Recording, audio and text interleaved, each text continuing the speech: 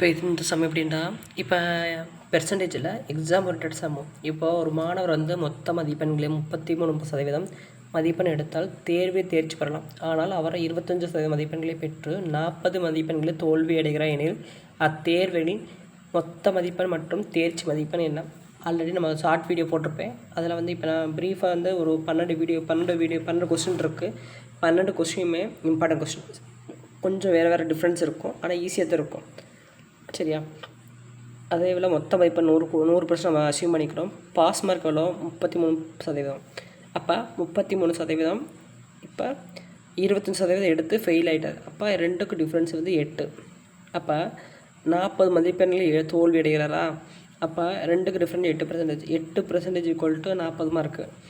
அப்போ 100%க்கு தெரியாது. அப்போ 1% ஒரு வேல்யூ 5. அப்போ 100% வந்து 100 × 5. டோட்டல் மார்க் வந்து 500 மார்க். சரியா? அப்போ 33% இன்ட்டு ஷார்ட்கட்டு 33% இன்ட்டு 5 165 மதிப்பு வந்துருச்சா? அடுத்த சம். ஒரு மாணவர் வந்து தேர்வில் 35% மதிப்பெண்களை பெற்றால் தேர்வில் தேர்ச்சி பெற முடியும். ஆனால் அவர் 90 மதிப்பெண்களை பெற்று 15 மதிப்பெண்களை தோல்வி அடைகிறார் எனில் மொத்த மதிப்பெண் என்னன்னு கேட்டிருக்காங்க. அப்போ டோட்டல் மார்க் எவ்வளோ? 100%. பாஸ் மார்க் எவ்வளோ? 35%. அப்போ என்ன சொல்லியிருக்காங்க? 90 மதிப்பெண்களை பெற்று 15 மதிப்பெண்களை தோல்வி அடைகிறான்னு கேட்டாங்க. அப்போ 35%ல் 90 மார்க் எடுத்திருக்காரு. 15% 15 மார்க்கில் ஃபெயில் ஆகிட்டார். அப்போ 90 + 15 105 மார்க்.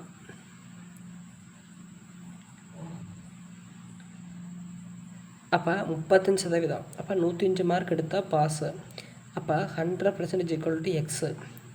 அப்போ 100% தெரியாதுல்ல.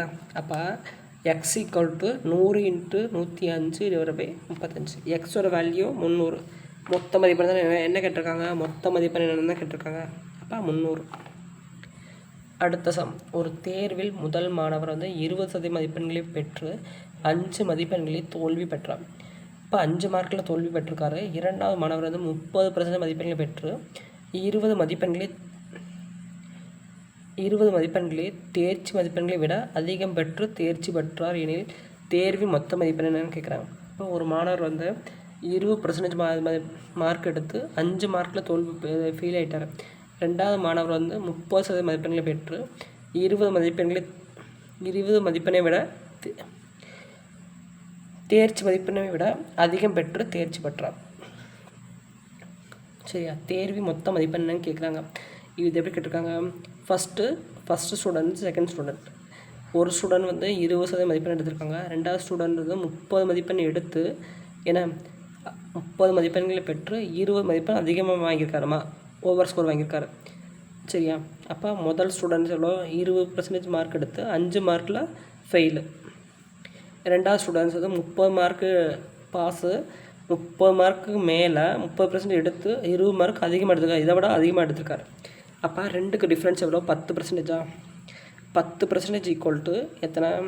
20 + 5 25 மார்க்கா?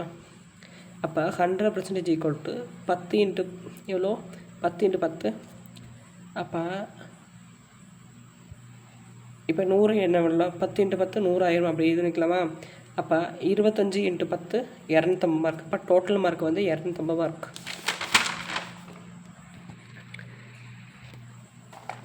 ஒரு தேர்வில் மாணவர் ஒரு முதல் தாளில் மொத்தம் 200 மதிப்பெண்களை 40% மதிப்பெண்களை பெற்றுள்ளார். அவர் மொத்தமாக 60% மதிப்பெண்களை பெற வேண்டுமெனில் இரண்டாவது தாளில் மொத்தம் 200 மதிப்பெண்களுக்கு எவ்வளவு சதவீதம் மதிப்பெண்களை பெற வேண்டும்? ஃபஸ்ட்டு பேப்பரில் 200 மார்க், செகண்ட் பேப்பரில் 200 மார்க், டோட்டல் 400 மார்க்கா? அப்போ ஃபஸ்ட்டு பேப்பரில் 40% மதிப்பெண் பெற்றிருக்காரு.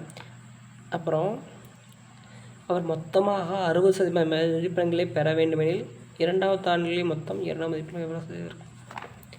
இப்போ டோட்டல் எவ்வளோ? 60% கொடுத்துட்டாங்க. இப்போ இதுக்கு எவ்வளோ மார்க்குன்னு நம்ம கண்டுபிடிக்கிறோம். இப்போ 20% எவ்வளோ? 40% எவ்வளோ? 10% 20. அப்போ 40% எவ்வளோ வரும்? 80. 4 2 8. அப்போ 80%. அப்போ இதில் எவ்வளோ வரும்? 10% 40. 60% 240 வருமா? இப்போ ரெண்டுக்கு டிஃப்ரென்ஸ் எவ்வளோ? 160. அப்போ 160 டிவைட் பை 200 இன்ட்டு 100. அப்போ 80% மார்க்கு. இதுதான் ஆன்சர். இதுக்கு ஷார்ட்கட் பண்ணலாமா? இப்போ ஃபஸ்ட்டு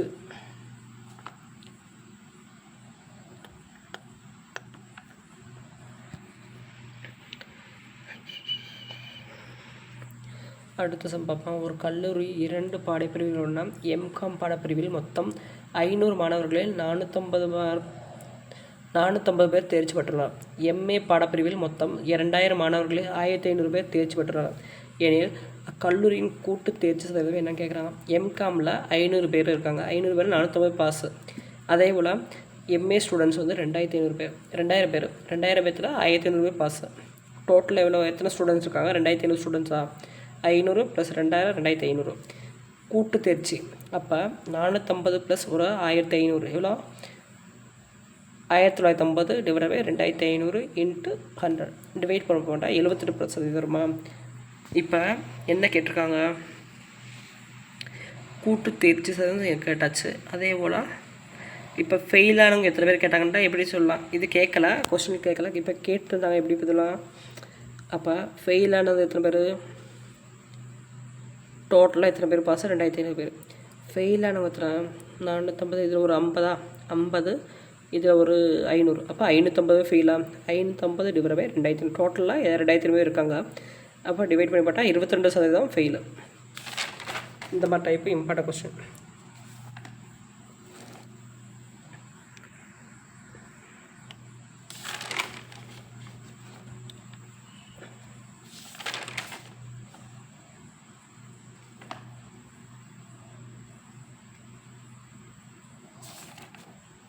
இதே வேணா வென் டயக்ராம் இருக்குல்ல, இந்த மாதிரி டைப்பும் கொஸ்டின் கேட்பாங்க.